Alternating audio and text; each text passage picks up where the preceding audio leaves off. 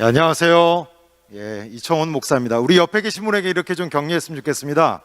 우리 김항한 목사님이 너무 좋은 장을 열어주셨는데 내년을 준비하시는 목사님 너무 멋지십니다. 이렇게 한번 서로 옆에 계신 분들에게 격려하시겠습니까? 내년을 준비하시는 목사님 너무 멋지십니다. 안녕하세요. 소개받은 이청훈 목사입니다. 현재 서울시 서대문구의 하늘뜻 다문교회라고 이제 담임을 맡고 있고요. 마을 목회 포럼 4.0 대표를 맡고 있는데 우리 김항한 목사님이 그 소식을 듣고 저에게 연락을 주셨던 것 같습니다. 저는 오늘 그 마을 목회가 뭔지, 무엇이 마을 목회로 하여금 마을 목회가 되게 하는지에 대해서 잠깐 한 10분 정도 말씀을 드리고 하늘뜻 다문교회, 미랄 침례교회, 오빌교회 이렇게 한 3가지 정도 교회의 사례들을 좀 여러분께 나열을 해드리도록 그렇게 하겠습니다. 저는 여러분들에게 좀 질문을 하고 싶습니다. 뭐냐면 저는 이제 예장 합동층 목사인데요. 지금 벌써 안수를 받고 한 20여 년 정도 됐는데 저희 합동층 교단 우리 김항한 목사님 지금 바로 말씀해 주셨다시피 저희 합동층이 정확히 그렇습니다. 70%가 마스크를 벗어도 된답니다. 괜찮을까요? 예.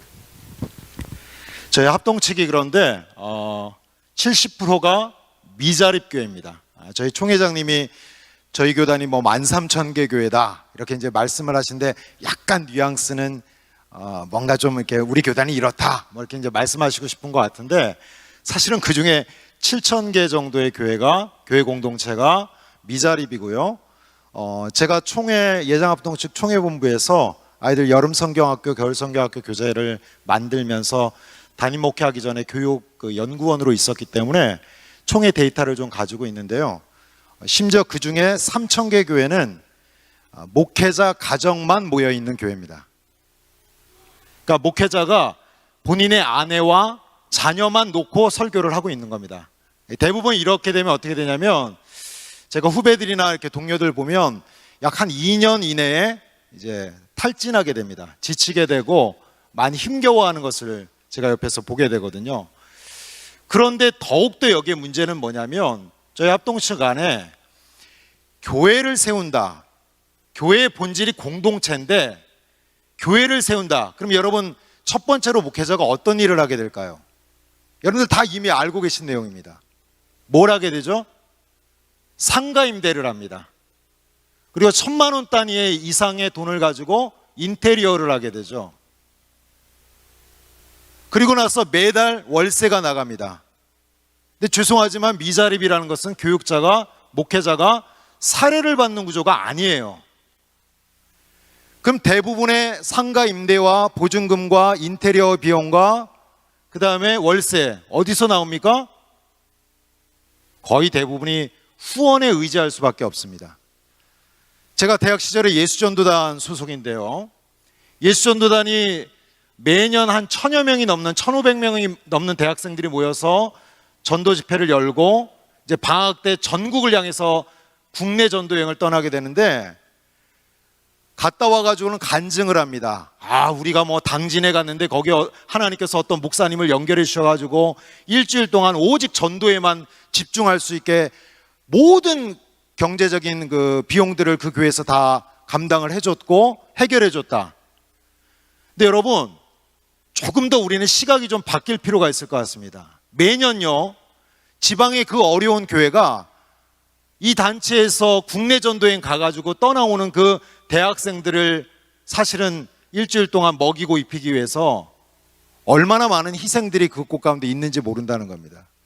그러니까 여러분 우리가 말이 좋아서 후원이고 우리와 함께하는 동역자라고 하지만 사실 목회자 가정만 모여있는 수많은 교회가 멋지게 상가를 임대하고 인테리어를 하고 월세를 내는 이 일들이 과연 의미 있는 전쟁인가, 의미 있는 싸움을 하고 있는가? 저는 여기서 우리가 좀 고민할 필요가 있을 것 같습니다. 옆에 산다고 해서 그냥 따라하는 게 아니라 과연 그것이 맞는가? 우리가 너무나 좋아하듯이 그게 성경적인가? 하나님이 그렇게 하라고 말씀하셨는가?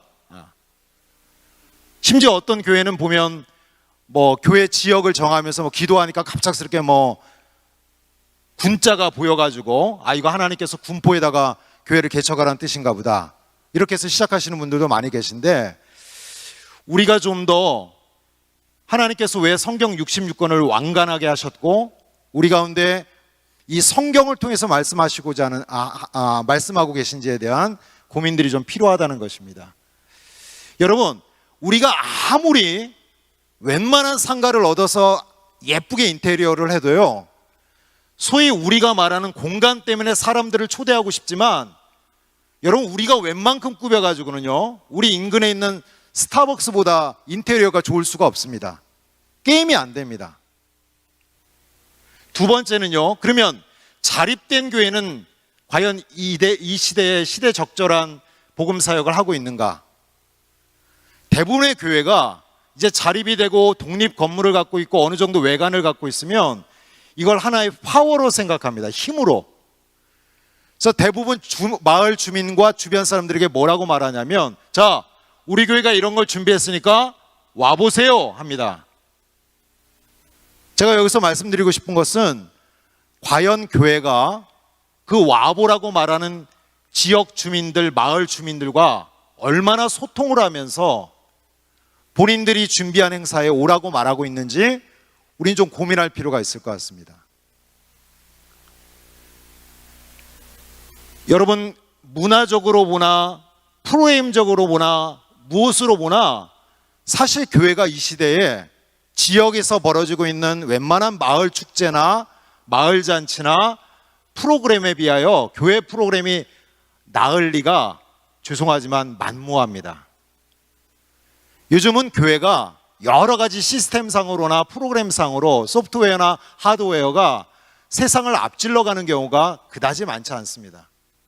이제 우리가 철탑을 세우고 교회 공간을 예쁘게 꾸며가지고 사람을 초대하고 오게끔 만든다는 생각은 저는 상당히 좀 시대착오적이다라고 말씀을 여러분에게 드리고 싶습니다. 제가 오늘 이런 문제 제기를 드리는 것은 제 입장에서는 왜 마을 목회가 대안인가를 여러분들에게 좀 말씀을 드리고 싶어서 그런 겁니다. 여러분, 첫 번째로 이 시대는 가이독교 시대입니다. 가이독교. 왜 가이독교라고 표현하는지 아시죠? 예, 가이를 합하면 됩니다. 가이를. 예. 이 시대는 한국 사회에서 한국 교회는요, 이제 완전히 개토화돼 가지고 딴 세상입니다. 전혀 어울리지를 못하고 있습니다. 일반 사회와 함께 보조를 맞춰가지 못하고 있습니다. 여러분, 제가 마을 목회를 하게 된 여러 가지 계기가 있는데, 저에게 세 번째 계기가 어떤 계기였냐면, 한 지역에 한 700여 명 정도 모이는 교회 담임 목사님께서 하루는 길거리를 지나가셨대요. 그분은 이제 저희 마을 목회 포럼 4.0의 연구위원으로서 함께 연구를 하고 계신 분 중에 계신데요. 지나가는데 어느 아주머니께서 오시더니 그러시더래요. 그 M교회 목사님 아니세요? 담임 목사님 아니세요? 그러다는 거예요. 깜짝 놀란 거죠. 왜냐하면 목사님은 그분을 전혀 몰라요. 본인을 아는 척하니까 기분은 좋은데 약간 불안한 느낌이 듭니다. 그래서 예, 맞습니다. 근데 어떻게, 저는 선생님을 잘 모르는데 어떻게 선생님 저를 아세요? 그랬더니 왜 모릅니까? 우리 동네에서 가장 큰 교회 목사님이신데 제가 알죠. 그런데 중요한 건 그 뒷얘기예요. 그분이 뭐라고 그 목사님께 말씀드렸냐면, 목사님은 우리 동네에 있는 그 M교회 담임 목사님이실지는 모르나 우리 마을 주민은 아닌 것 같습니다, 이러더라는 거예요. 여러분, 여기서 제가 여러분들에게 말씀드리고 싶은 마을은 바로 사도행전 1장 8절에 나와 있는 예루살렘입니다. 유대와 사마리아와 땅끝이 아니라 우리가 믿음 있음을, 우리 안에 예수 그리스도가 있음을, 우리가 믿음의 삶을 보여주어야 될 첫 번째 대상이 바로 우리가 살고 있는, 우리 교회 공동체가 있는, 우리 교회 공간이 있는 그 마을이라는 겁니다. 그런데 이 마을과 전혀 소통이 없는, 그저 마을 사람들은 우리가 새생명 축제하고 우리가 전도 축제하면 와줘야 되는 대상으로서만 여긴다면 전혀 그들에게 우린 다가갈 수 없고요. 세상은 우리보다 훨씬 더 똑똑합니다. 한 번쯤은 속아서 우리 교회에 와줄 수 있을지 모르지만 더 이상 오지 않습니다. 그리고 여러분들 아시죠? 생활이 어려우신 분들은요, 이미 본인 동네의 시스템을 압니다. 9월쯤 되면 우리 동네 어느 교회가 새생명 축제하고 10월에는 어느 교회가 새생명 축제하고 11월에는 어느 교회가 새생명 축제인지를 알아요. 무슨 말씀인지 아십니까? 가 주는 겁니다. 왜요? 선물 주거든요. 식사 제공해 주거든요. 그러니까 그걸 순회하는 거예요. 근데 우리는 그것을 가지고 우리 교회가 이번에 새생명 축제 했는데 몇 명 왔다. 200명 왔어. 300명 왔어. 야, 우리 이 사이즈에 50명이 왔어라고 우리는 우리 스스로 위안을 얻고 있다는 것이죠. 저는 여기서 말씀드리려고 하는 마을 목회로 하여금 마을 목회가 하는 본질은 뭐냐면 우리가 정말 우리 안에 우리의 가슴을 뜨겁게 하고 우리의 삶을 완전히 내 중심적인 삶에서 예수 중심의 삶으로 바꿔놓은 그 예수 그리스도가 정말 우리의 마음에 있다면 저는 이것이 우리가 살고 있는 마을에서 증명이 되어야 한다는 것입니다. 나를 바꾼 예수 그리스도는 우리 마을 주민을 바꿀 수밖에 없습니다. 내가 만난 예수가 진짜라면 우리 마을 주민들도 바꿔놓게 돼 있는 것이죠. 그저 예수 그리스도가 중고등부 때 수련회 가가지고 열심히 기도하면 눈물 한 방울 정도 떨어지게 하는 그런 존재라면 저는 그런 예수 그리스도는 예수 그리스도가 아니라고 생각합니다. 성경이 말하는 예수 그리스도가 아닌 거죠. 한두 번 정도 내 마음을 뜨겁게 하는 정도에서 끝난다면, 정말 내 안에 있는 예수 그리스도가 진짜 예수 그리스도라면 내 삶의 완전히 전반이 바뀌는 것이죠. 지금까지 내 욕심, 내 중심, 나를 위해서 살았던 삶이 이제 완전히 유턴해가지고 예수 그리스도를 위한, 이 땅에 하나님의 나라가 이루어지기 위한 삶으로 내 삶이 전환되게끔 되어 있고 나를 만난 모든 사람들은 그렇게 전염되게 되는데요. 우리가 마을과 완전히 단절된 상황에서 모든 세상을 우리 교회 중심으로 바라봐가지고 그들을 피동적인 존재로 만들어버린다면 우린 사실 더 본질적으로는 복음 전도의 사명을 감당할 수도 없고요. 왜냐하면 그들은 로봇가 아니거든요. 그들은 우리가 예수 그리스도라는 말 한다고 해서 움직여야 되는 필연성을 갖고 있는 존재가 전혀 아니거든요. 저는 이 코로나 시대가 어떻게 들리실지 모르지만 저는 감사합니다, 하나님께. 왜냐하면 하나님은 이 코로나 시대를 통하여 우리에게 진정한 신앙의 본질, 목양의 본질이 뭔지를 저는 보여주고 계시다고 생각합니다. 전 너무너무 감사해요. 그 세 날개, 네 날개, 무슨 12 하는 것들, 소위 뭐 했더니 좀 우리 교인이 좀 몇 명 늘어났더라 하는 그 일들이 요즘 그런 이야기 들어보신 적 있으세요? 이제 멈췄습니다.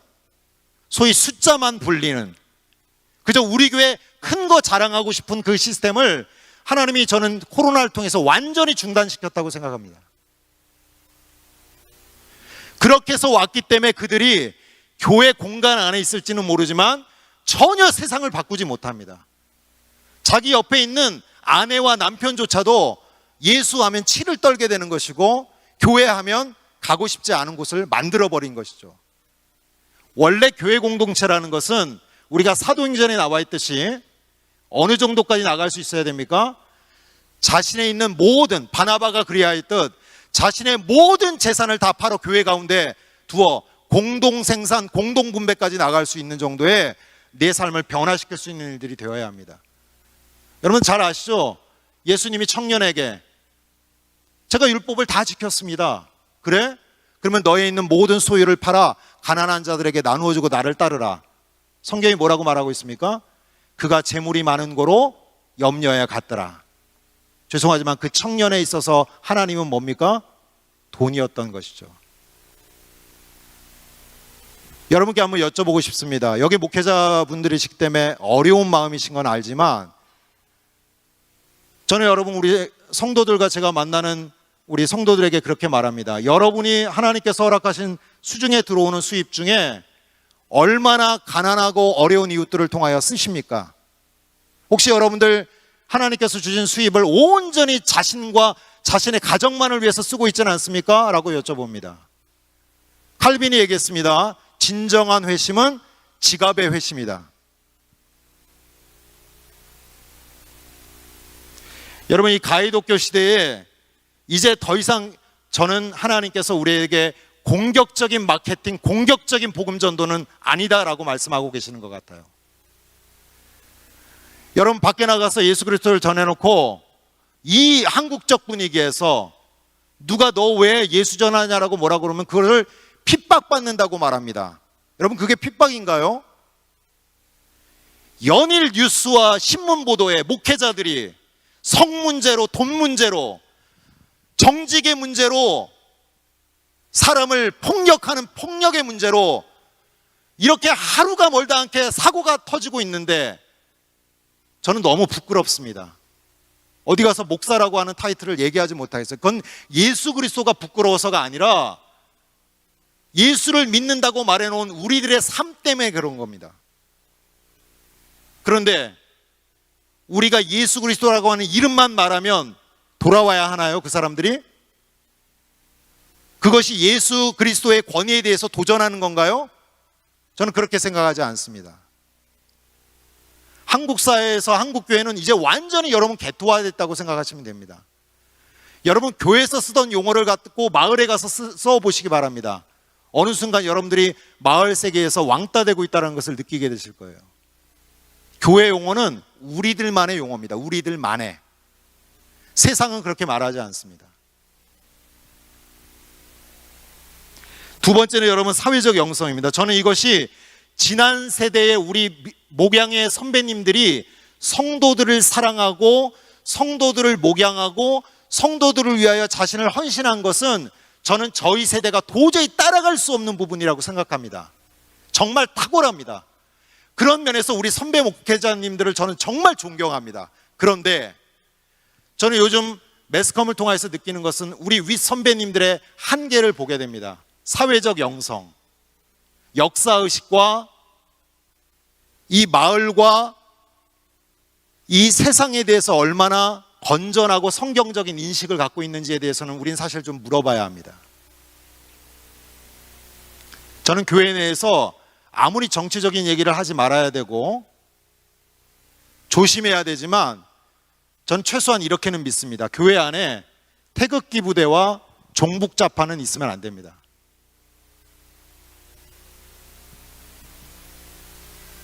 정치적인 성향이 매우 비성경적일 가능성이 크기 때문에 그렇습니다. 그렇다라고 저는 꼬집어 말씀드리진 않지만 그럴 가능성이 큽니다.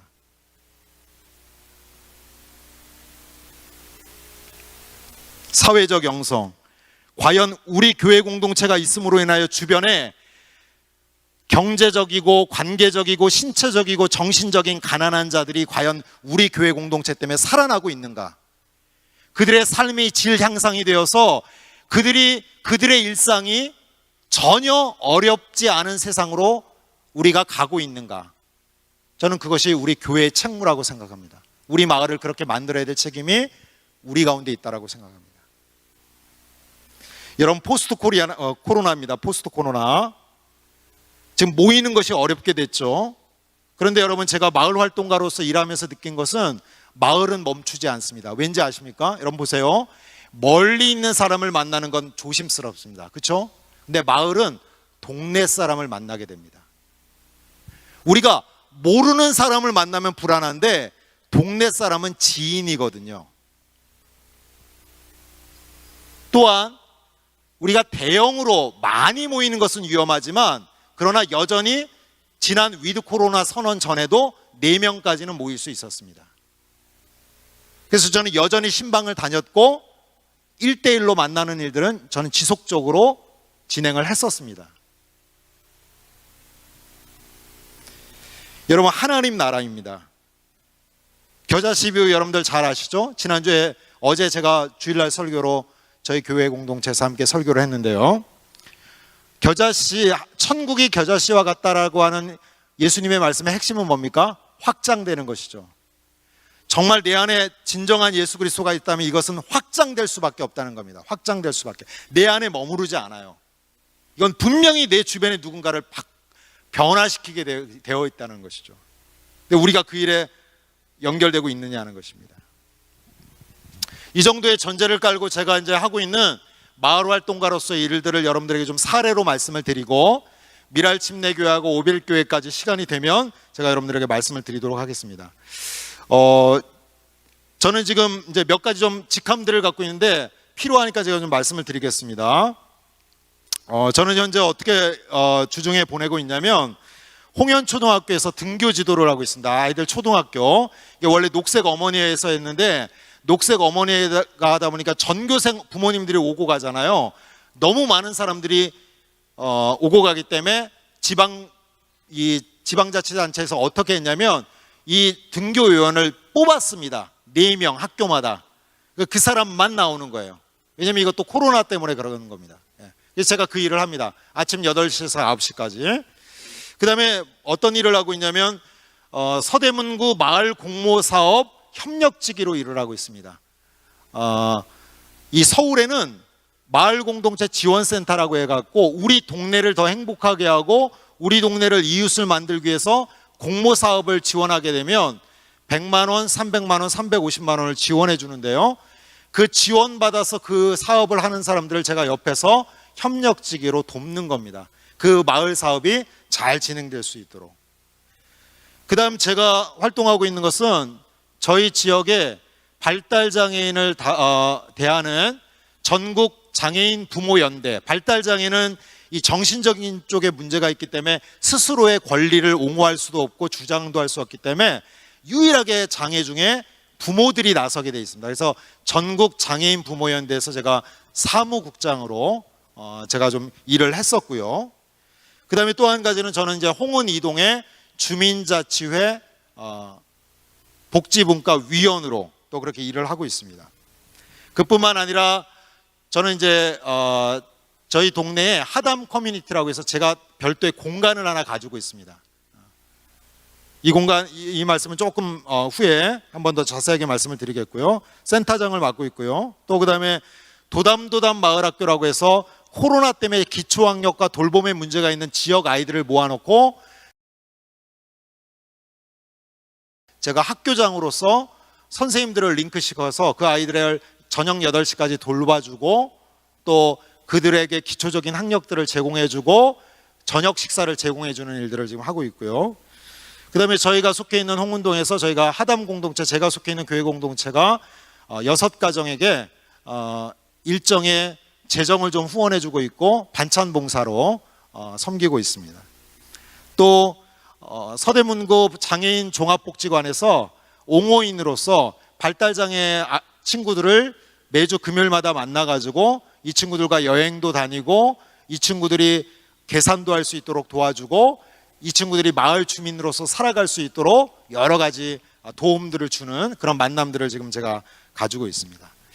제가 지금 한 8가지를 나열한 것은 뭐냐면 저는 이렇게 말씀을 드리고 싶습니다. 여기 지금 대부분 목회자분들이실 텐데 여러분 우리 교회에 상당히 어려운 장애가 한 가지가 있습니다. 그건 뭐냐면 가장 복음 전도를 잘할 수 있는 분들이 누구냐면 목회자분들이세요. 여기 계신 목사님, 전도사님들이 가장 복음 전도를 잘하실 수 있는 분들인데 여러분들이 지금 어느 카테고리 가운데 갇혀 있냐면 주중에 매일같이 믿음 좋은 장로님, 믿음 좋은 권사님, 믿음 좋은 집사님만 만나고 있다는 겁니다. 가장 교회 공동체에서 세상을 향하여 예수 그리스도를 복음 전도를 가장 잘할 수 있는 분들이 늘 교회 공간 안에 머무르고 만나는 사람들은 늘 믿음 좋은 장로님, 믿음 좋은 권사님, 믿음 좋은 집사님들만 만나고 있다는 겁니다. 저는 목회자분들이 세상을 향하여 나가셔야 된다고 생각합니다. 제가 그 강남에 가장 유명한 교회 중에 한 교회 있죠. S교회라고요. S교회 부교육자를 역임하셨던 목사님께 제가 들었던 얘기인데요. 그 S교회에 영어 스펠링으로 O자로 시작되는 담임 목사님 계셨어요. 지금은 이제 은퇴하셨고 하나님 나라에 가셨는데요. 그분이 그러셨다는 거예요. 김 목사님, 내가 예수 안 믿는 사람들하고는 어떻게 대화를 해야 될지 모르겠어. 그러니까 새생명 축제 때 그 이제 막 교회 온 사람들하고는 당신이 담당해서 그 일을 해라고 말씀하셨다는 거예요. 여러분, 이 이야기를 들으면서 여러분들은 어떠세요? 여러분들은 혹시 예수 그리스도라고 하는 이름을 빼고 여러분 마을 주민들과 1시간 이상씩 대화를 나누실 수 있나요?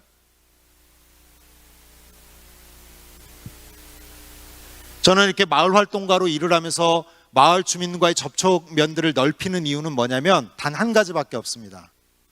그들에게 예수 그리스도를 정말 존귀한 이름으로, 예수 그리스도를 정말 우리의 인생을 바꿀 만한 소망 있는 이름으로 전달하기 위해서 그러는 것입니다.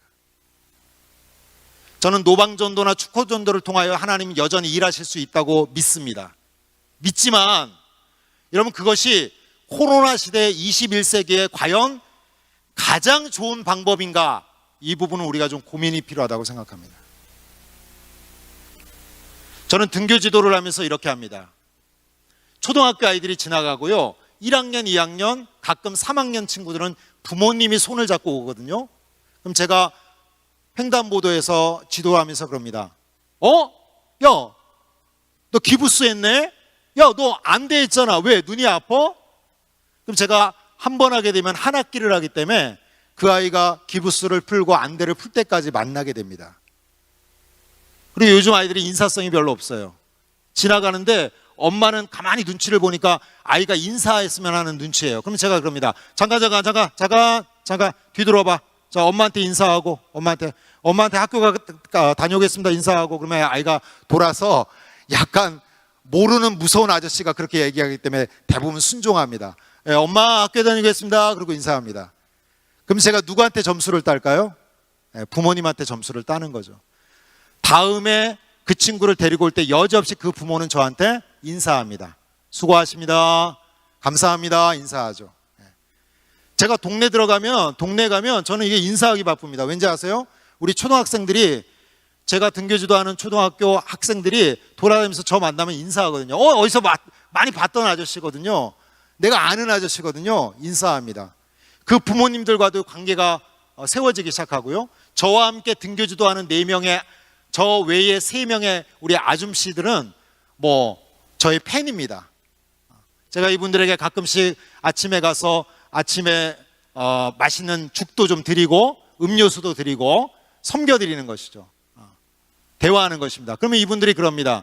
한 달에 한 번씩은 꼭 만나서 등교지도 끝나고 커피 한잔 하고 가자고. 그러면 넷이서 또 얘기하는 거죠.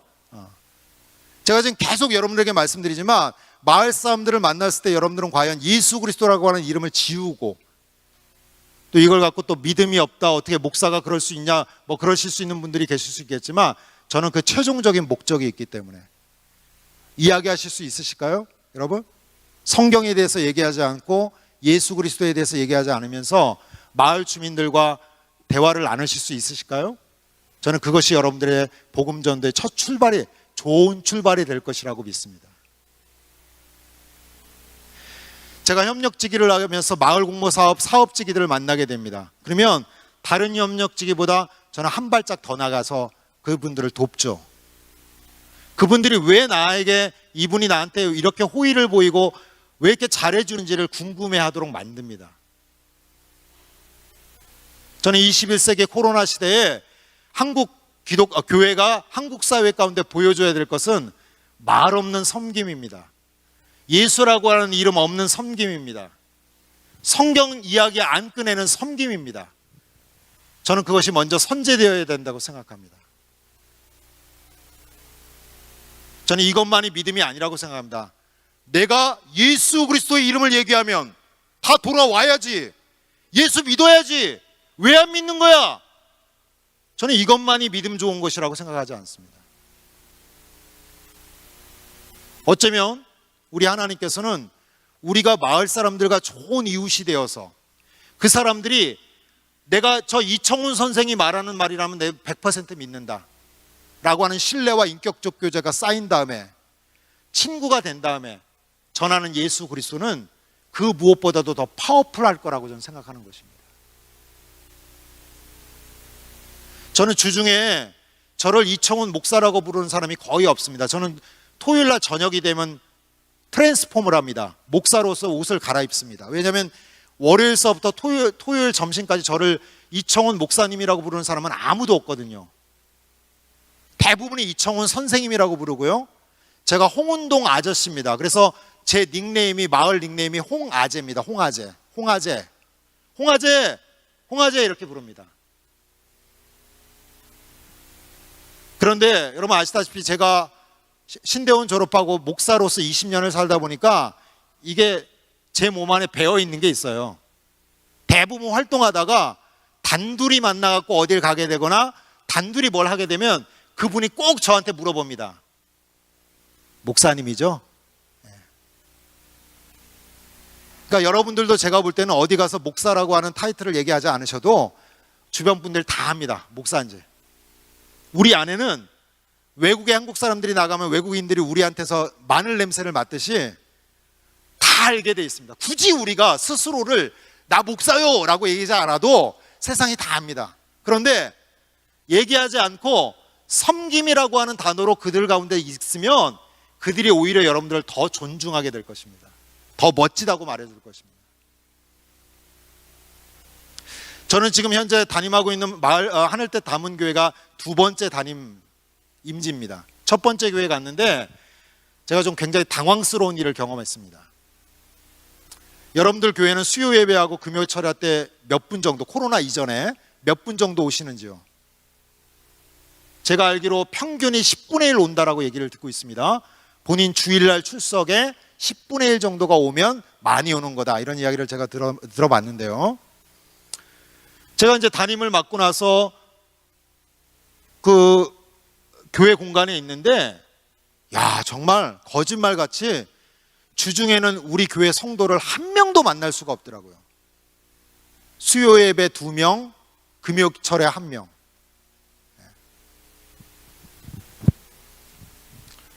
그래서 그렇게 시간을 6개월 보내고 나서 저한테 고민이 생겼습니다. 이게 하나님의 부르심인가? 이것이 하나님이 내게 말씀하신 목사로서의 부르심인가? 목회자로서의 부르심인가? 이런 좀 고민을 갖게 됐어요. 나보러 이 공간 지키라고 하나님께서 날 부르셨나?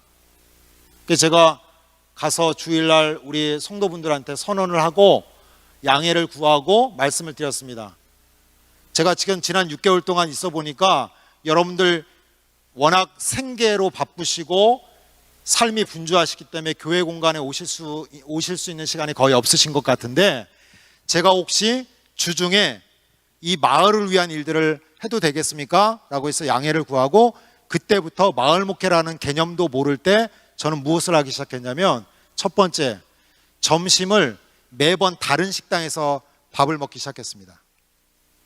왜냐하면 그 사장님들을 사귀기 위해서. 가서 제가 대화를 하고 요즘 경기가 어떠시냐고 여쭤보고, 가족이 어떻게 되냐고, 자녀가 어떻게 되냐고도 여쭤보고, 제가 오랫동안 초등학생, 중학생, 고등학생 다음 세대 사역을 했었기 때문에 제가 좋은 부모가 되는 굉장히 꿀팁들을 많이 알고 있거든요. 어떻게 하면 그 아이들과 코드를 맞춰서 대화할 수 있는지. 지금도 저는 좀 늦둥이가 하나 있어요. 지금 다 청소년인데 하나가 지금 초등학생이 하나 있습니다. 그래서 그 친구를 매일 저녁마다 제가 동네 놀이터에 가서 그네를 한번 태워줘야 또 그 녀석이 집에 와서 잠을 자요. 저는 제 삶에 굉장히 중요한 이슈 중에 하나가 좋은 아빠입니다. 그래서 제 가정을 위해서도 굉장히 많이 시간을 내려고 노력을 하고 있는데, 여러분 그렇게 해가지고 사장님들한테 소스도 드리고 좋은 이웃들이 되는 것이죠. 시간이 나면 식당에서 가끔 알바도 해드리고 무상으로 알바도 해드리고 친구가 되어가는 것이죠. 또 그 다음에 여러분 우리가 점심을 먹으면 또 거의 필연적으로 가야 될 곳이 있죠. 커피 전문점이죠. 또 인근의 커피 전문점도 의도적으로 한 군데를 정해서 가지 않고 계속 매번마다 다른 데를 갑니다.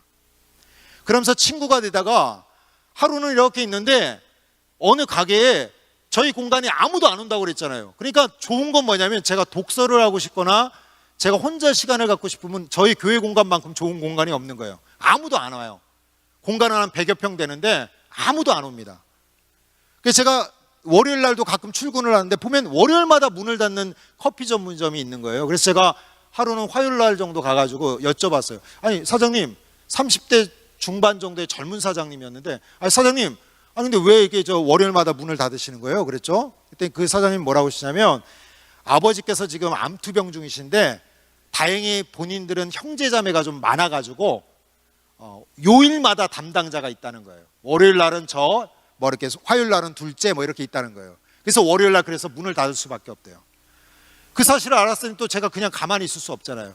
그래서 제가 화요일 서부터 금요일 토요일까지 이렇게 지나다니다가 손님이 아무도 없으면 그 가게에 어떻게 있겠어요? 제가 들어가는 거죠.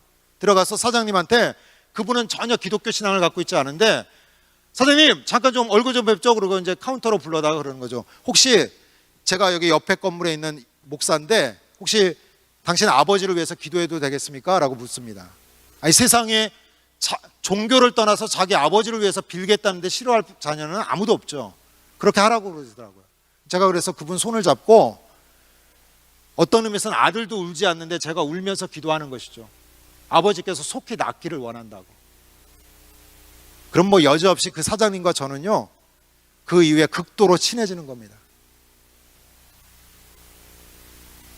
그 다음에 제가 했던 일들은 뭐냐면 관할 주민센터에 가는 겁니다. 그래서 복지주무관을 만나가지고 뭐 예를 들어서 주민들에게 나누어질 종이가 있는데 봉투에다가 삽입한다든가 소일 것들이 있겠죠. 제가 시간 날 때마다 가서 도와줍니다. 열심히 도와주고요. 혹시 뭐 드는 거, 제가 차량이 있으니까 뭐 이동해야 되는 거 열심히 도와줍니다.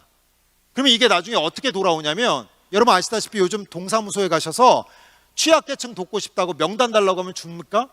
안 줍니다.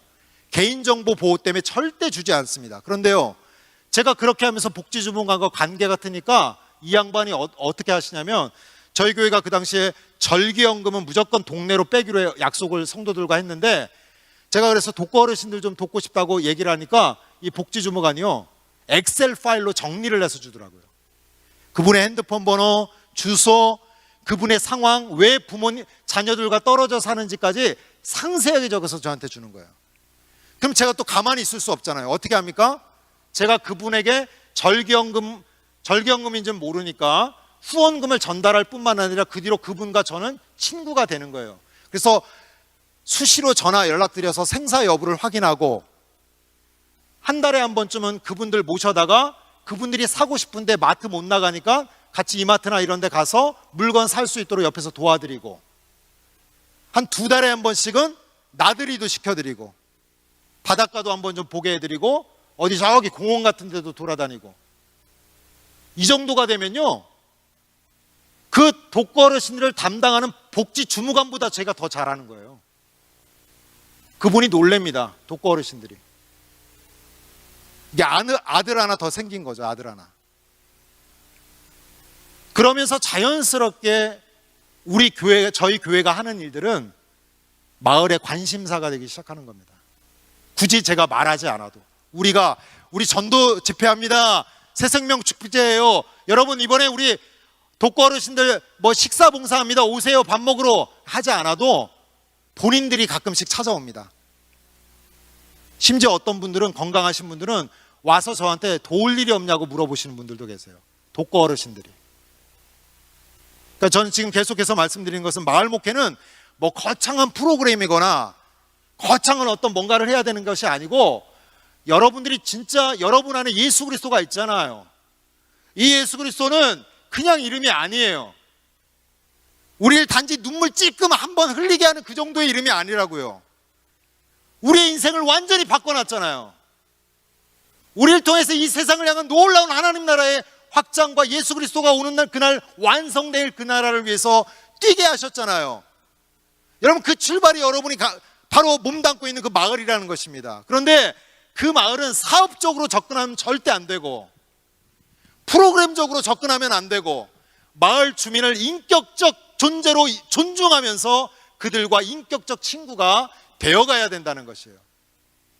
어떤 의미에서 그것이 바로 여러분 안에 있는 예수 그리스도가 진짜 예수 그리스도인 것을, 이 세상을 향한 메시아이신 것을 증거하는 통로가 된다는 것입니다. 마을을 배제하지 않고서는 여러분 절대 할 수 없습니다. 그렇죠? 우리가 매일 모여갖고 우리가 맨날 케냐의 선교만을 위해서 일할 수는 없잖아요. 우리 예루살렘은 우리가 살고 있는 마을이거든요. 저희 교회 말씀을 좀 잠깐 드리면, 저희는 주일날 오후 3시에 예배를 드립니다. 단 한 번 예배 드립니다. 주일날 오후 3시. 왜 3시에 드릴까요? 아까도 말씀드렸죠? 저희는 공간을 갖지 않기로 결정했습니다. 상가 임대료 보증금을 어떻게 구할 것이며, 1,000만 원 단위가 넘어가는 인테리어를 어떻게 할 것이며, 매달마다 100여만 원씩 나오는 그 임대료를 어떻게 감당할 것인지에 대해서 우리 공동체는 고민하기 시작했습니다. 그래서 공간을 갖지 않기로 했습니다. 그래서 오후 3시에 예배를 드리면 주변에 저희한테 예배 공간을 주시겠다는 데가 한두 군데가 아니에요. 물론 이것도 관계를 잘 해놓으셔야 돼요, 목회자들하고. 저는 후배들 가운데도 담임 목회를 하고 있는 친구들이 워낙 많아가지고, 뭐 형님이 예배 드린다면 오세요라는 교회가 너무너무 많아요. 제가 그래서 그 중에 저희 공동체가 2단계, 3단계, 이렇게 선포돼도 모일 수 있을 만한 넓은 공간, 진짜 그 교회 본당을 저희가 쓸 수 있도록 좋은 공간을 해서, 이분이 또 사회복지사 이사장도 하셨기 때문에 사회복지법인 무상임대 계약서를 딱 써주더라고요. 저희는 계약서 쓰고 사용하는 겁니다. 무상임대 계약서. 임대료도 없고 관리비도 없고 세금도 내지 않습니다. 왜냐하면 주일날 오후 3시 딱 한 번 예배 드리거든요. 그리고 뒷장에는 어떻게 사용해야 되는지, 뒷정리를 어떻게 해야 되는지까지 다 적어서 정식 계약을 맺고 그 공간을 쓰고 있습니다. 그러면 여러분들에게 말씀드리지만, 그러면 저희 교회 공간은 없느냐? 있습니다. 그 공간은 하담 커뮤니티라고 이름 짓고 마을 주민들한테 완전히 내놨습니다. 여러분 교회 공간을 어떻게 사용하고 계세요? 제가 볼 때 여러분의 교회 공간이 주일 예배 외에 효율적으로 쓰이는 일이 거의 없으실 겁니다. 어떠세요, 여러분? 교회가 아주 효율적으로 잘 사용되고 있나요, 공간이? 저희는 그래서 선언한 겁니다. 주일 예배는 주변에 잘 짓고 정말 아름답게 예배를 최선을 다해 드릴 수 있는 공간을 갖고 있는 교회에 오후 3시에 빌리고, 우리에게 하나님께서 허락하신 공간은 아예 마을 커뮤니티, 하담 커뮤니티라고 해갖고 마을 주민들에게 내어주는 겁니다. 주민자치회 있으면 모이라고 그러고, 동네 아줌씨들께서 모여갖고 사적인 만남 갖는다고 해도 방역만 잘 지키고 룰 지켜서 우리하고 계약 맺으면 언제든지 와서 선약만 없으면 사용할 수 있도록 내어드리는 거죠, 동네에게. 그러니까 얼마나 마을 주민들이 저희 공동체에 대해서 갖고 있는 선한 마음이 뭔지는 여러분들 이미 예상을 하실 겁니다. 그리고 나서 저는 주일 예배와 함께 또 한 가지 핵심적인 모임이 한 가지가 있는데, 주중 모임입니다. 주중 모임.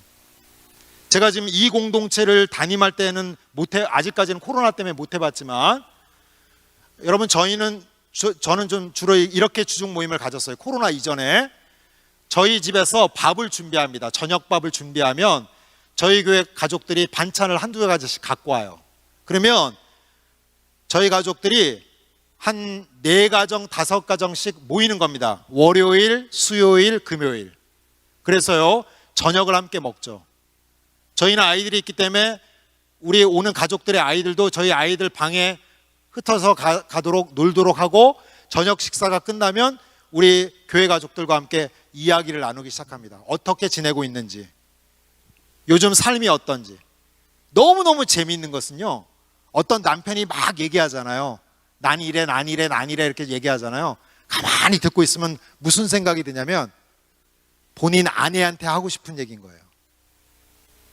본인 아내도 막 얘기하잖아요. 잘 들어보면 본인 남편한테 하고 싶은 얘기예요. 그런데 그 얘기를 남편과 아내가 단둘이서 나누면 어떻게 될까요? 싸움이 벌어지죠.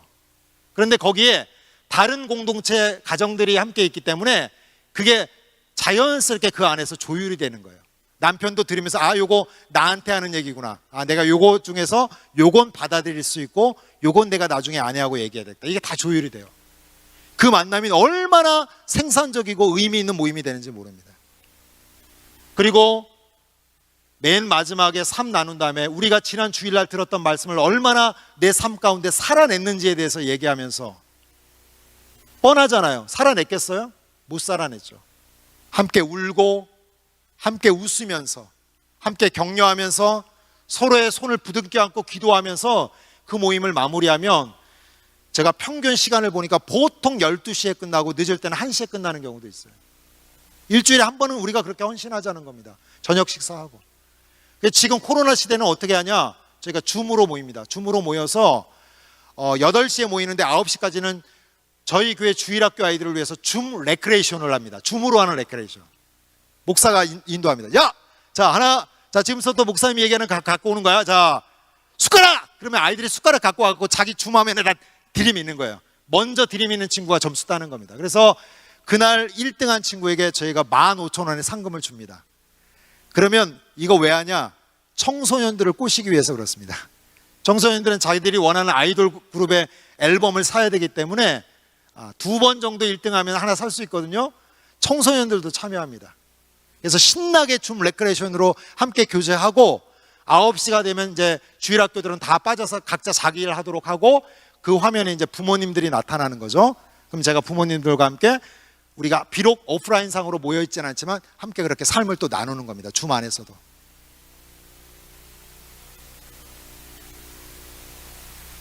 여러분, 줌 안에서도요, 충분히 눈물과 웃음이 있을 수 있고요, 충분히 그 안에서 성도의 교제가 일어날 수 있습니다. 물론 만나야 합니다. 그거는 제가 1대1로 찾아가고 가정별로 찾아가서 신방을 기반적으로 하기 때문에 가능한 거예요. 절대 온라인상만으로는 안 됩니다. 처음에 우리 김항아 목사님께서 말씀하셨던 것처럼 저도 온라인만으로는 절대 종교와 이 기독교는 이루어질 수 없습니다. 저도 동의합니다. 100% 동의합니다. 그것이 기반이 되어야 돼요. 근데 정부가 저렇게 얘기하니까 우린 그러면 그 룰에 맞춰서 만나는 겁니다. 그 룰은 만나지 말라는 룰이 아니에요.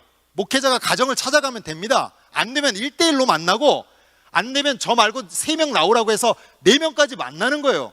열심히 만나는 겁니다. 눈을 보고 서로 사랑하고 주먹으로 인사하고, 그런 기반 하에서 줌은 서버로 이용하는 거죠. 전체가 집결할 수 있는 룰이니까, 방법이니까. 저희 교회는 그렇게 하고 있습니다. 그리고 저희 교회 공동체는 너무 감사하게 제가 마을 활동하면 저 우리 목사님 저 딴짓 하는데 저 왜 우리 교회 목양 안 하고 저 딴짓 하지? 그런 분이 아무도 안 계세요. 다 이해하시고 각자가 다 맡고 있는 일들이 있어요. 반찬 봉사 담당하는 집사님이 따로 계시고, 그 다음에 초등학교 제가 도담 마을학교 하니까 거기 와서 함께 일해주시는 스텝이 또 따로 계시고, 저희 가족들은 어떤 형태로든 마을 거버넌스에 껴서 마을을 돕는 일들이 링크되어 계십니다. 물론 다 모든 것들의 책임과 앞장서는 건 제가 하고 있고요. 여러분, 아까 말씀드린 대로 예를 들면 제가 속해 있는 예장합동측을 기준으로 했을 때 70%가 미자립이라고 하는 것은 뭘 의미할까요? 이 목회자들은 일을 해야 돼요. 일을. 물론 저희 합동측 같은 경우 아직 총회적 허락이 떨어지진 않았습니다. 총회에서 이래도 된다, 이중직 가능하다라고 선언하진 않으셨어요. 그런데 사실은 선언 이전에 현실이에요. 굶어 죽습니다. 저는 그 부분들을, 야, 너는 왜 까마귀도 하나 모집을 못하냐, 그 후원자 왜 모집을 못하냐, 저는 그렇게 말씀드리고 싶지 않습니다. 우리에게 건강한 하나님께서 2다리와 2팔을 주셨기 때문에 저는 일할 수 있다고 봅니다. 그런데 여기서 저는 그 70% 목회자분들에게 이렇게 말씀을 드리고 싶어요. 우리는 그러나 일해야 하지만 일 자체에 매몰돼서는 안 됩니다. 왜냐? 우리는 일하는 성도가 아니거든요. 일하는 목회자입니다. 성도는 열심히 가정생활하고 열심히 가정경제를 위해서 일하다가 주일날 와서 예배드리면 돼요. 그러나 우리는 일한다 하더라도 일하는 목회자예요. 일하는 목회자는 뭡니까? 성도들이 필요로 하면 언제든지 달려갈 수 있어야 되고, 성도를 위해서 정해져 있는 시간만큼 기도해야 하고, 성도들을 사랑해야 되고, 성도들을 도와야 되거든요. 근데 어떻게 일을 하면서 그게 가능하냐는 거예요. 저는 마을 목회는 가능하다는 겁니다. 저는 마을에서 모든 저의 생활이 가능하기 때문에 차를 타가지고 엑셀을 딱 밟는 순간 3km 이상을 달려본 일이 없어요. 왜냐하면 저의 모든 일은 서대문구 권역 내에서 다 이루어지거든요. 마을은 가능합니다.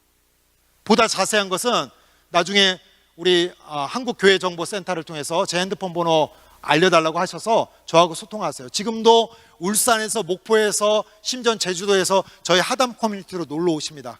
그럼 제가 여러분들 만난 식사 사드리고 커피 한 대접해드리고 2시간, 3시간 여러분들 원하시면 4시간도 함께 이 시대에 21세기 코로나 시대에 어떻게 목양을 해야 되는지에 대해서 저는 여러분들과 이야기를 나눌 준비가 되어 있습니다. 어느 정도 약간 작은 대안들도 여러분들에게 마련해 드리면서, 일도 마찬가지예요. 그래서 우리가 미자립이기 때문에 일할 수밖에 없지만, 그러나 그 일도 그냥 일 자체에 매몰되면 안 돼요. 왜냐? 우리는 일하는 목회자이기 때문에 그렇습니다. 우리에겐 성도가 있잖아요. 하나님께서 맡겨주신 성도들이 있잖아요. 사랑해야 되잖아요. 이들이 필요하면 달려가야 되잖아요. 이들을 위해서 기도해 줘야 되잖아요. 그런데 예를 들어서 일 자체가 너무 하드해요.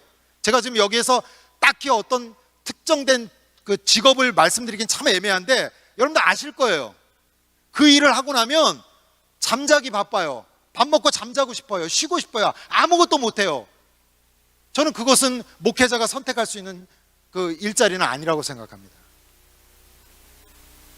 상당히 어려운 부분들이죠.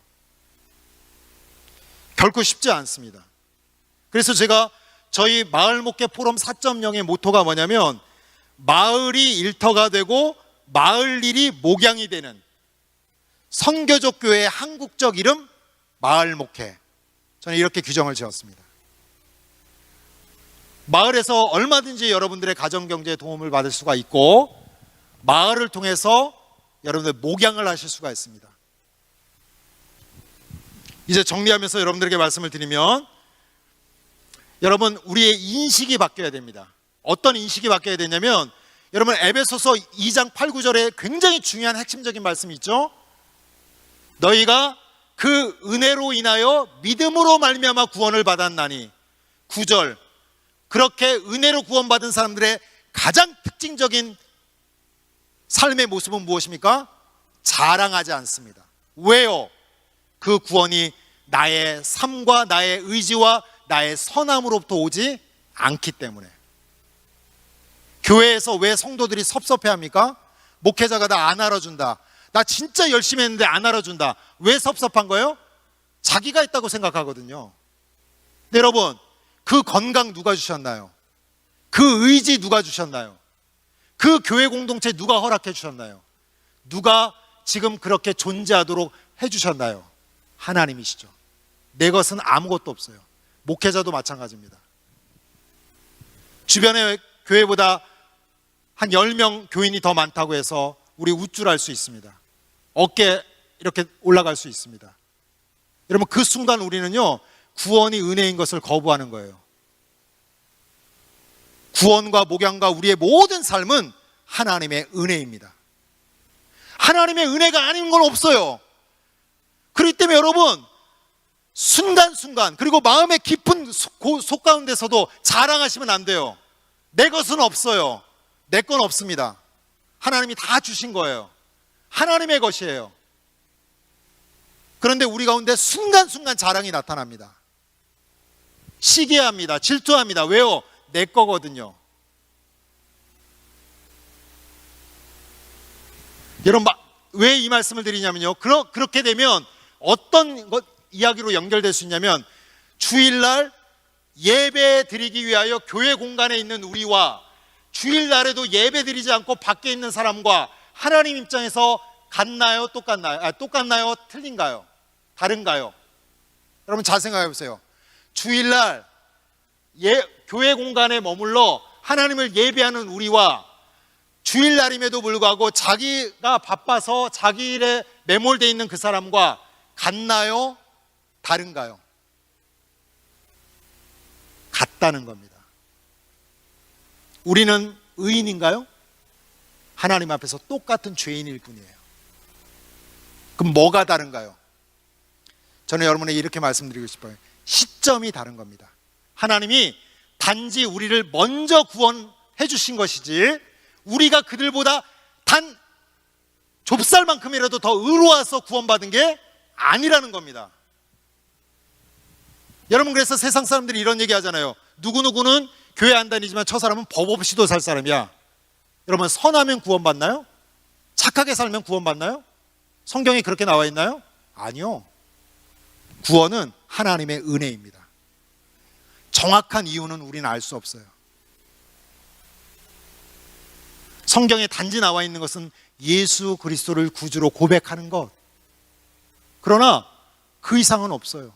그것마저도 하나님이 우리에게 주신 방법일 뿐이지 결국 구원은 하나님의 손에 있는 거예요. 그래서 저는 이런 단어를 쓰지 않습니다. 비기독교인 넌 크리스찬. 이건 매우 세상적인 입장에서는 폭력적인 언어입니다. 폭력이에요. 폭력. 언어 폭력. 그건 너무 지극히 우리 중심적인 사고예요. 니네는 넌 크리스찬이야. 너 비기독교인이야. 하나님은 그렇게 부르지 않으세요. 저는 그래서 여러분에게 이 단어를 소개해드리고 싶은데요, 그들은 잠재적 크리스찬입니다. 하나님은 우리에게도 비를 내리시지만 그분들을 위해서도 비를 내리시고요, 우리에게도 햇빛을 비춰주시지만 하나님은 그분들에게도 햇빛을 비춰주시죠. 우리도 하나님의 사랑의 대상이지만 그들 역시 하나님은 구원하시기 위한 사랑의 대상이고요, 하나님은 우리도 구원하시길 원하셔서 이미 구원하셨지만 아직 구원은 안 하셨지만 그들 역시 하나님의 구원의 대상이라는 겁니다.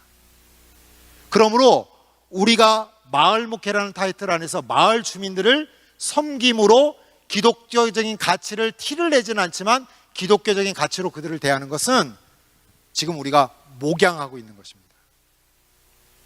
우리 교회 성도들을 대하는 것만 목양이라고 생각하는 것 또한 저는 그것은 독단이라고 생각합니다. 여전히 마을 주민들을 하나님의 사랑으로 섬기고 그들을 세우는 것은 아직은 교회 다니지 않지만 언젠가는 교회로 인도하실 하나님의 뜻을 우리가 지금 반영하고 있는 것이죠. 그런 하나님의 모습을 세상 가운데 보여주고 있는 것이죠. 우리의 사고가 너무 교회 안에 갇혀져 있어요. 목사님들, 우리 사랑하는 믿음 좋은 장로님, 믿음 좋은 권사님, 믿음 좋은 집사님은요 너무너무 존귀한 분이에요.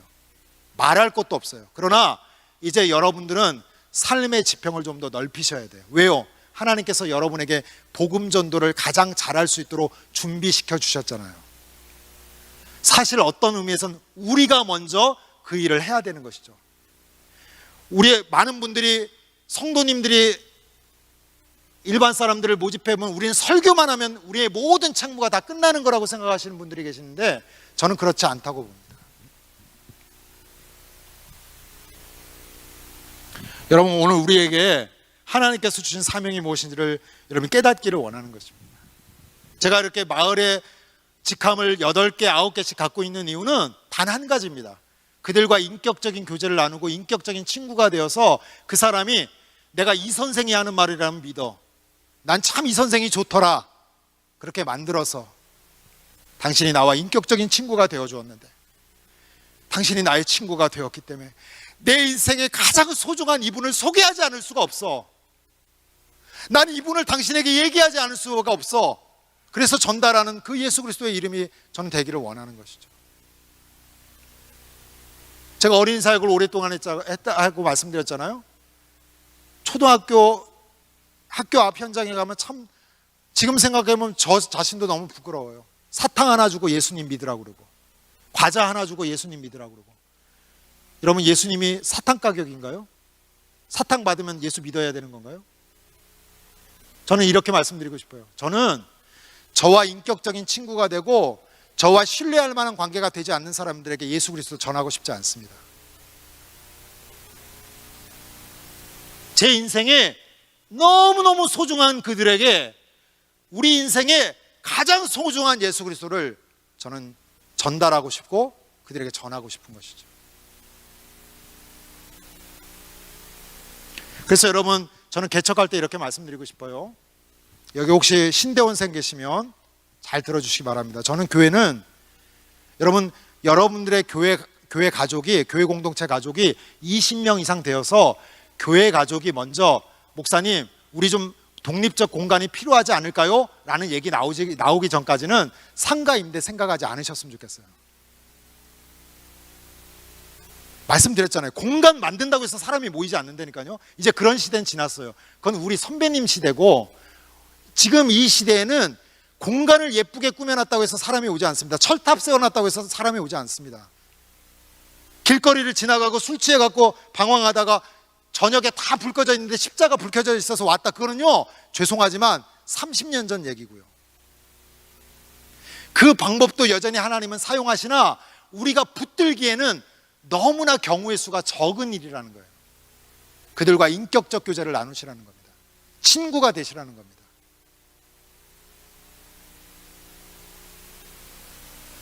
그래서 개척이란 이렇게 생각하시면 좋을 것 같아요. 여기 혹시 신대원생 계실까 봐 이 말씀 잠깐만 드리겠습니다.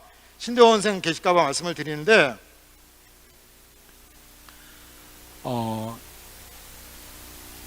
교회 개척하실 때는 여러분들이 교회 공동체를 세우면 나는 누구누구 목사님이 세우는 교회라면 내가 함께하고 싶어 라던가, 또는 나는 목사님한테 신앙적 지도를 받고 싶어 라는 사람이 있으면 모으시기 바랍니다.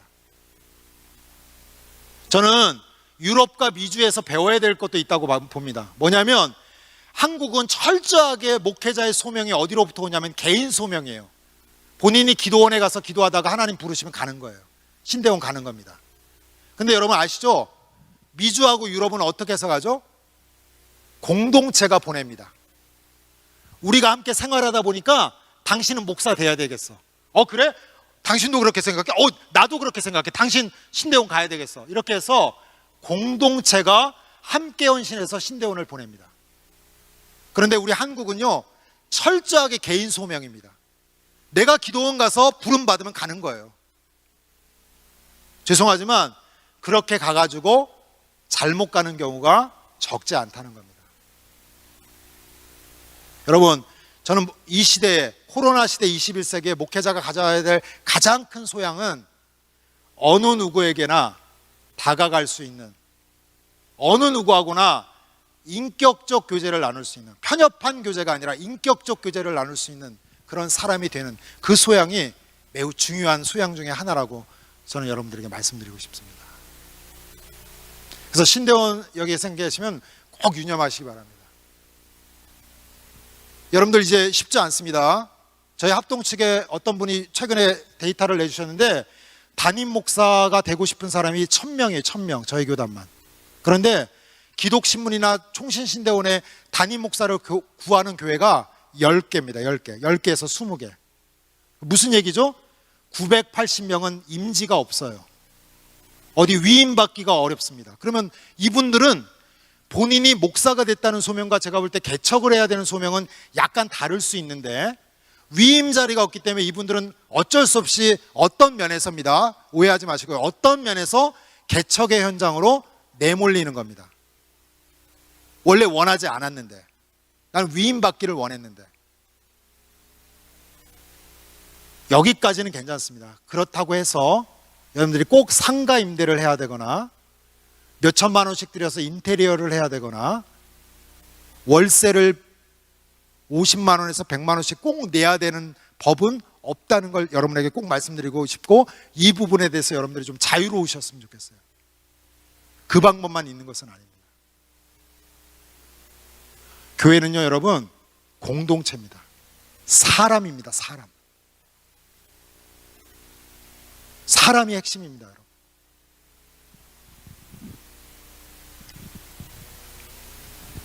여러분, 이 부분 꼭 말씀드리고, 아까 말씀드린 대로 절대 공간 때문에 사람이 오지 않는다. 그렇죠? 요즘 여러분, 현대교회는 내가 좋아하는 목사님이면 차를 타고 100km라도 달려서 옵니다. 마을 목회하고는 약간 좀 상이한 부분이긴 한데 그렇습니다. 그래서 사람입니다. 관계를 세우셔야 돼요.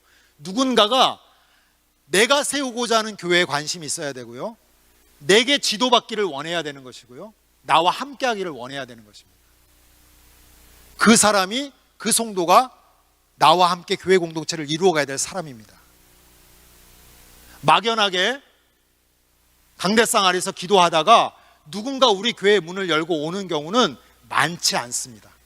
제 이야기를 잘 들어주시기 바랍니다. 많지 않습니다. 없다는 게 얘기 아니라 많지 않습니다.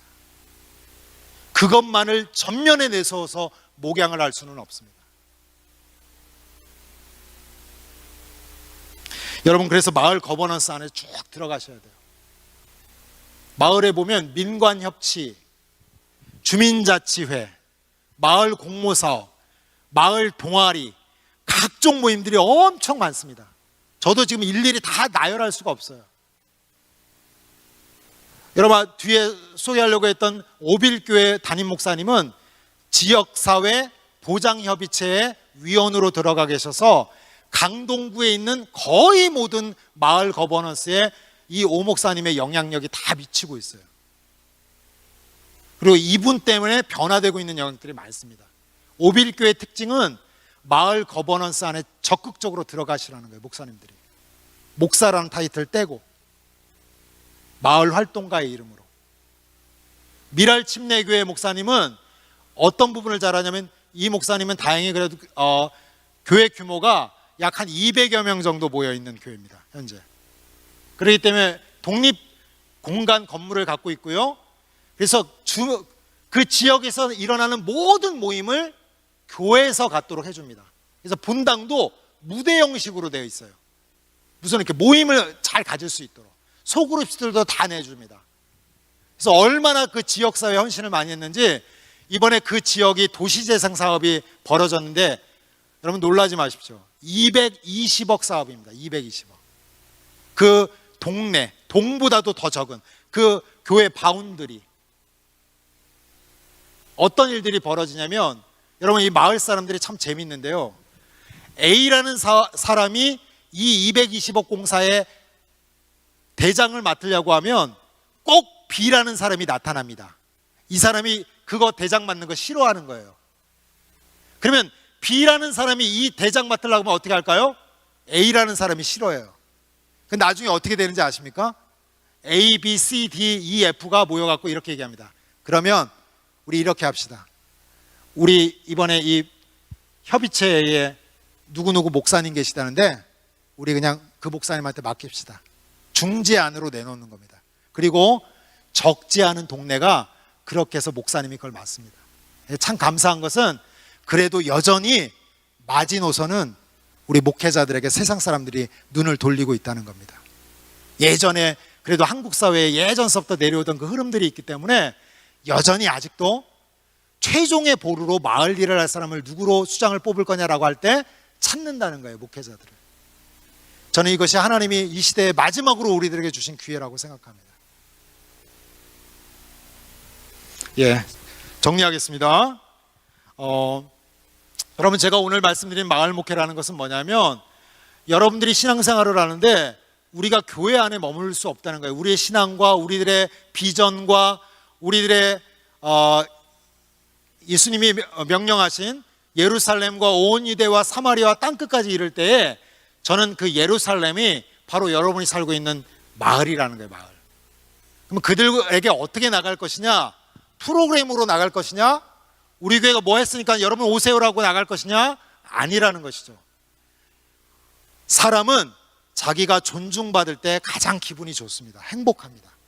한 명 한 명 마을 주민들을 친구로 사귀시고, 친구가 되신 분들에게는 그 인격적 교제의 깊이를 더욱더 깊게 가져가 주시고, 그러면서 나란 인간이 얼마나 좋은 인간인지를, 예수를 만난 나란 인간이 얼마나 좋은 인간인지를 그들에게 증명해 보여주시고,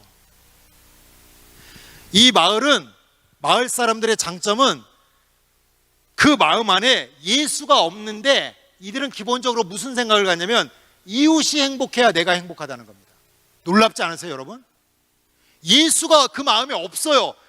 마을 사람, 우리나라는 여러분 아시다시피 85%가 비기독교인이에요. 많이 잡아서 15% 기독교인이라고 할 때. 그런데 85%의 이 잠재적 크리스찬들이 예수가 없는데, 마을이라는 사람들은 기본적으로 어떤 생각을 갖고 있냐? 우리 주변의 이웃들이 행복해야 취약계층도 행복하고 발달장애인들도 행복하고 한부모 가정도 행복하고, 이런 사람들이 다 행복해야 우리 동네가 전체 행복하고 나도 행복하다는 생각을 갖는다니까요. 제가 그래서 그런 얘기를 해요. 제가 교회 가서 그렇습니다. 이 사람들은 어떻게 마음에 예수가 없는데도 그런 생각을 하지? 좀 죄송하지만 교회 다녀도 이기적인 사람이 얼마나 많은데, 자기밖에 모르고 자기가 최우선인 사람이 얼마나 많은데, 저 같은 목회자들도 그런 경우가 많은데, 그런데 이 사람들이 그런 이타적인 생각 가운데서도 순간순간 또 이기적이에요. 그럴 때 우리는 끝까지 이타적인 태도로 나가는 겁니다. 저 사람은 뭔데 다르지? 자, 2분 마지막 스토리 전하고 제가 내려가겠습니다. 제가 너무너무 존경하는 한 목사님의 사모님이신데, 여러분 어떤 한 자매가요, 조선족인데 나중에 검색해 보시면 나올 거예요. 한국에 옵니다. 근데 이분이 하나님 앞에 어떤 은사를 받았냐면 통번역의 은사를 받았어요. 통번역을 너무너무 기가 막히게 잘하는 거예요. 이건 배워서 하는 정도를 뛰어넘는 겁니다. 그래서 여의도 순복음중앙교회에서 여러 차례 외국에서 강사가 오면 통번역도 했었고, 또 그 정도 실력이다 보니까 주중에 밖에서도 그런 활동을 많이 한 거예요. 그러다 보니까 뭐가 짭짤해졌을까요? 수입이 짭짤해졌어요.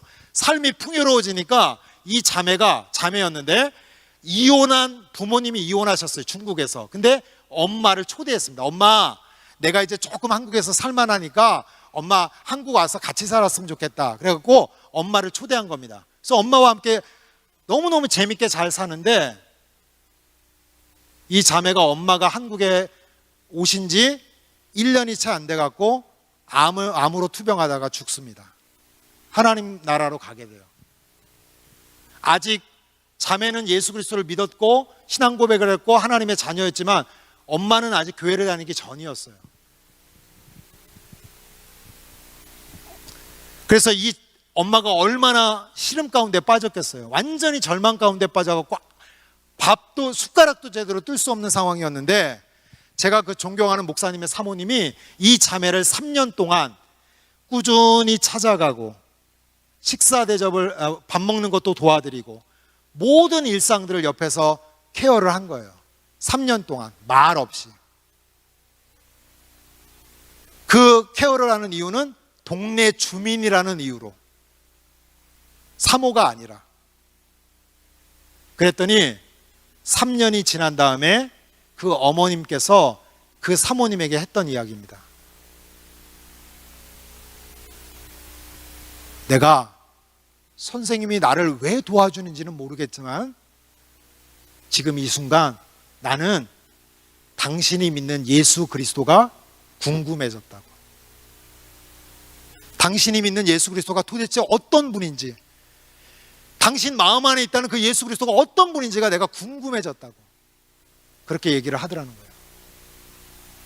저는 이 시대에 예수 믿으세요, 예수 전당 마귀 지옥이 아니라 이 세상을 향하여서 세상이 보일 수 없는 섬김과 예수 그리스도가 우리에게 구원의 은혜를 베푸셨던 그 놀라운 사랑으로 다가가면 그들은 분명히 우리들에게 묻게 될 것입니다. 도대체 당신들이 믿는 예수가 누구냐고, 나도 그 예수를 믿어도 되겠냐고, 당신이 내게 예수 그리스도를 소개해달라고. 오늘 이 자리에 오신 분들, 우리 김항한 목사님이 너무너무 좋은 자리를 마련해 주셨고, 특별히 이렇게 11월 1일 날 내년의 목회를 계획하면서 이 자리에 오셨다는 걸 보면서 제가 목사님들 통해서 참 여기 오면서도 많은 격려와 힘을 얻게 되는데요, 내년 한 해 여러분의 마을과 여러분의 지역사회에서 하나님이 행하시는 놀라운 일들이 풍성하게 일어나실 수 있기를 주의 이름으로 축원을 드립니다. 잠깐 기도하겠습니다. 하나님, 우리와 함께 하셔서 감사합니다. 우리를 구원해 주셔서 감사합니다. 이 구원이 우리 안에 임재한 하나님의 나라가 겨자씨의 비유처럼 필연적으로 이 세상 가운데 흘러가기를 소망하고 그 일에 우리가 사용되어지기를 소망하오니 주님, 우리와 함께하여 주옵소서. 이 오늘의 세미나가 마무리될 때까지 하나님 함께하여 주시고 김항한 목사님을 통하여 한국 교회 가운데 귀한 일들을 하고 계시오니 하나님, 이 일을 통하여 이 한국 교회가 하나님 앞에 더 아름답게 서나갈 수 있도록 인도하여 주옵소서. 감사하고 예수님의 이름으로 기도합니다. 아멘. 네, 자, 뜨거운 박수로 다시 한번 격려해 주시기 바랍니다.